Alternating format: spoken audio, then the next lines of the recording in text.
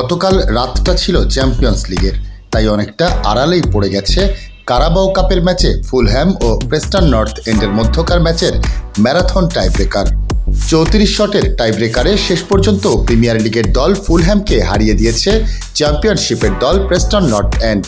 মঙ্গলবার কারাবাও কাপের ম্যাচে নির্ধারিত সময়ের খেলায় দুই দল 1-1 গোলের সমতায় শেষ করলে ম্যাচ গড়ায় টাইব্রেকারে। এই ম্যারাথন টাইব্রেকারে 16-15 ব্যবধানে জয় পেয়ে পরবর্তী রাউন্ডে জায়গা করে নিয়েছে প্রেস্টন আর বিদায় নিয়েছে ফুলহ্যাম। 250-টিরও বেশি ডিজাইন অপশন নিয়ে ওয়ালটন স্মার্ট ফ্রিজ, বোঝে আপনার প্রয়োজন। কারাবাও কাপ তথা লিগ কাপে এর আগে দীর্ঘতম টাইব্রেকারের রেকর্ডটি ছিল 32 শটের। 2016 সালে সেই টাইব্রেকারে ডার্বি 14-13 ব্যবধানে হারিয়েছিল কার্লাইলকে। সেই রেকর্ড ভেঙে দিয়েছে ফুলহ্যাম প্রেস্টন ম্যাচটি। এর আগে টাইব্রেকারের প্রথম 32 শট শেষে সমতা ছিল 15-15। ফুলহ্যামের তিমথি কাস্তানিয়ে 33তম শটটা বার উঁচিয়ে বাইরে মারার পর প্রেস্টনের রায়ান লেডসন গোল করে দলকে জয় এনে দেন।